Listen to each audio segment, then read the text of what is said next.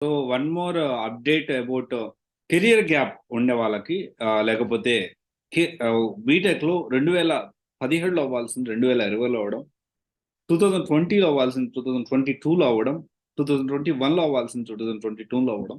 ఇలా ఏంటి అంటే ఒక బీటెక్ కానీ డిగ్రీ కానీ ఈ విధంగా డిగ్రీ ఆర్ కెరియర్ గ్యాప్ అనేది బ్యాక్లాగ్స్ వల్ల కెరియర్ గ్యాప్ వచ్చిన వాళ్ళు ఎప్పుడు కన్సిడర్ చేయాలి అండ్ దీన్ని ఎలా మనం ఫిల్ఫిల్ చేసుకోవాలి, రైట్?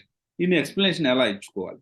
సో ఫస్ట్ థింగ్ ఏంటి అంటే చాలా మంది అనుకుంటారు నేను 2018లో లేకపోతే 2020లో నేను పాస్అవుట్ అయ్యాను కాబట్టి నేను 2020 బ్యాచ్ కింద వస్తానా అని, లేకపోతే 2022లో నా బ్యాక్లాగ్స్ అన్ని క్లియర్ అయ్యాయి కాబట్టి నేను 2022 వాళ్ళ వైపు వస్తాను. సో ఇక్కడ ఏంటి అంటే ఎప్పుడైతే మీకు కంప్లీట్గా అన్ని బ్యాక్లాగ్స్ క్లియర్ అయ్యి ఒకవేళ కొన్ని కన్సిడరేషన్లు ఉంటాయి జేఎన్టీకి అట్లా కొన్ని కన్సిడర్లు ఒక సబ్జెక్ట్ 2 సబ్జెక్టులు కన్సిడర్లు ఒక అయిపోయిన తర్వాత కంప్లీట్గా బీటెక్ అయిపోయిందని ఏదో ఎప్పుడైతే మీకు అన్ని బ్యాక్లాగ్స్ క్లియర్ అవుతాయో, ఏ మంత్ క్లియర్ అవుతాయో ఆ మంతే మీకు కన్సిడర్ అవుతుంది.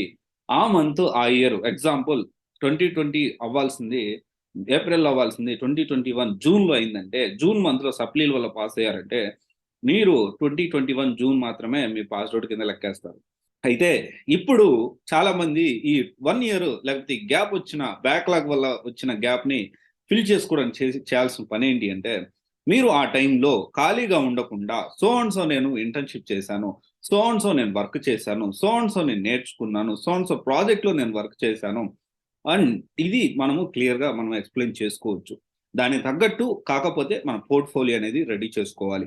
అండ్ మినిమమ్ 60% అనేది మినిమమ్ అండి. అంతకంటే తక్కువ వచ్చింది అంటే కొంచెం మనము ఎక్స్‌ట్రాగా వర్క్ చేయాలి. ఎక్స్‌ట్రాగా మనము కష్టపడాల్సి ఉంటుంది. సో గుర్తుపెట్టుకోండి, ఎప్పుడైతే మీ డిగ్రీ ఆర్ బీటెక్ కంప్లీట్ అవుతుందో, ఏ నెల అయితే అన్ని బ్యాక్‌లాగ్స్ క్లియర్ అయ్యి అప్పుడు మాత్రమే మీరు కన్సిడర్‌లోకి వస్తారు. ఏ కోర్స్ నేర్చుకోవాలి? ఎలా ప్లాన్ చేసుకోవాలి? ఇది ఏంటి అంటే different person to person, profile to profile అనేది ఇది డిఫరెంట్ ఉంటుంది. ఖచ్చితంగా ఇది మీరు గుర్తుపెట్టుకోవాలి. దీన్ని ఫిల్ చేయడానికి ఇంటర్న్‌షిప్ ఆర్ వేరే ప్లాన్స్. సో అండ్ సో నేను నేర్చుకున్నాను. ఖాళీగా లేను. నేను ఒక స్కిల్ అనేది నేర్చుకున్నాను. ఒక్కొక్క దగ్గర ఇంటర్న్‌షిప్‌గా చేశాను అని చెప్పి చూపించుకొని దానికి తగ్గట్టు మీ పోర్ట్‌ఫోలియో రెడీ చేసుకుంటే ఖచ్చితంగా సక్సెస్ అవ్వచ్చు. అండ్ ఎలాంటి ఫేక్ ఎక్స్‌పీరియన్స్ కానీ, ఎలాంటి ఫేక్ డిగ్రీస్ మాత్రం పెట్టకండి. అది చాలా లీగల్‌గా ప్రాబ్లమ్ అవుతుంది. లీగల్ కాదు. ఓకేనా? Thank you. This is Raj signing off CYC guidance private limited. One stop solution for all job oriented courses. Thank you.